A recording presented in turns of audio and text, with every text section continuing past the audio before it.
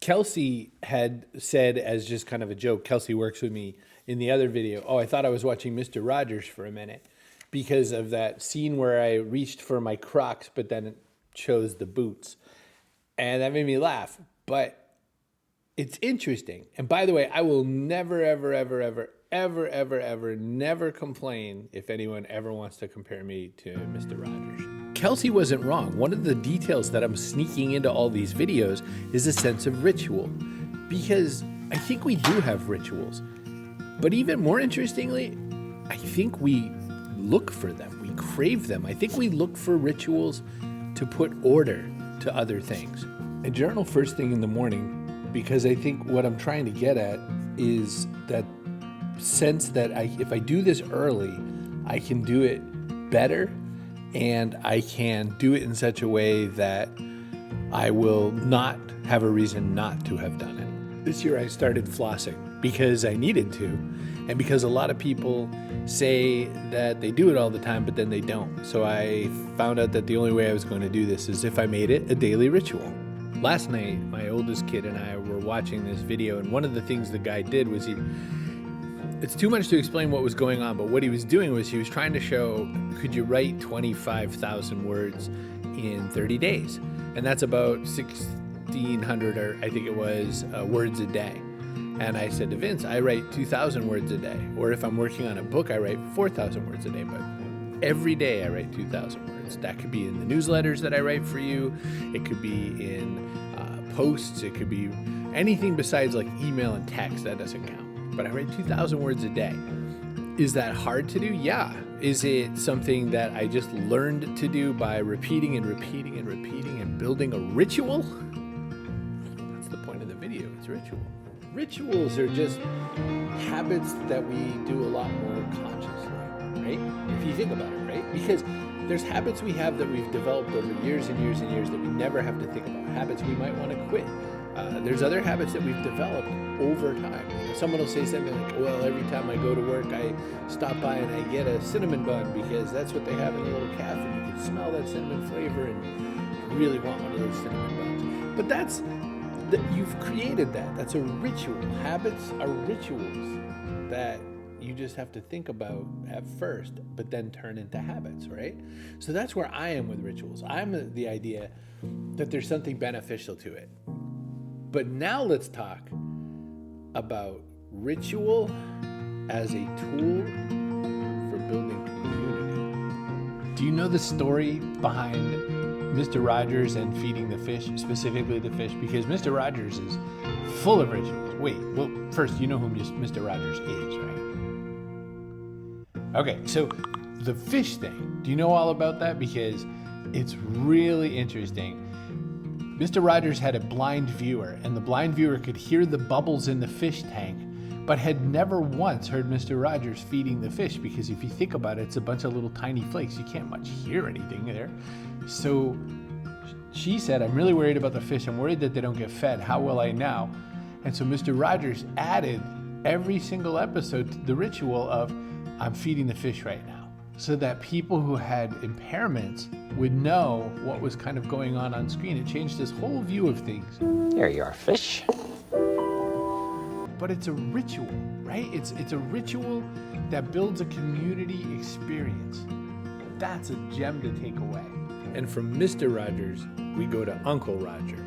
Nigel Ng has a persona that he has created for doing video reviews and also cooking shows, wherein which he plays a very helpful but also often sarcastic Uncle Roger. So he will have a few different catchphrases. Now this is a little different than ritual, but there's something to grab from it. Uncle Roger, for instance, if he likes something, fuyo. Fuyo! Fuyo! Fuyo! He's tossing so good. And if Uncle Roger doesn't like something, hiya. Hiya! See, so he's got something there, and it's a catchphrase thing, and it's not the same thing, but because I think you can get hung by your catchphrases later on. You're like, I don't do that thing anymore. I've had that happen. But those are what you're doing to be performative, to build something in. I used to do every newsletter with, what are you drinking? And I would have people hit reply. Now, there's a reason I did that. Matcha, like green tea matcha, with ginger tea as well. I mixed 2 different teas. There's a reason to ask people, what are you drinking in my newsletter? What it was that if I was talking about something that the person didn't have any possible reason to respond to, they could at least hit reply and tell me what they were drinking. And so that was a way that I built a ritual that would allow people to connect with me on something we could both talk about. It's also something that I probably learned a little too late in my professional speaking career. There's a famous story about the Beach Boys that I don't know if it's true or not, but that doesn't matter to our story. Evidently, the reason the Beach Boys have never yet had a reunion is because every time they try to get together again, Brian Wilson wants to play brand new and experimental music, and all the other band members want to play the hits, because in their mind, they're saying, the crowd wants to hear us play the hits. And in Brian Wilson's mind, he's like, I'm going to go crazy if I have to sing Surfin' USA one more time.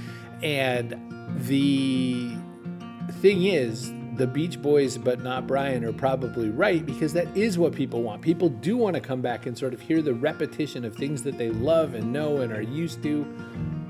A lot of the way I used to present was to create a new speech for every single event, presuming that no one would ever have seen or heard the material before because it is brand new that day.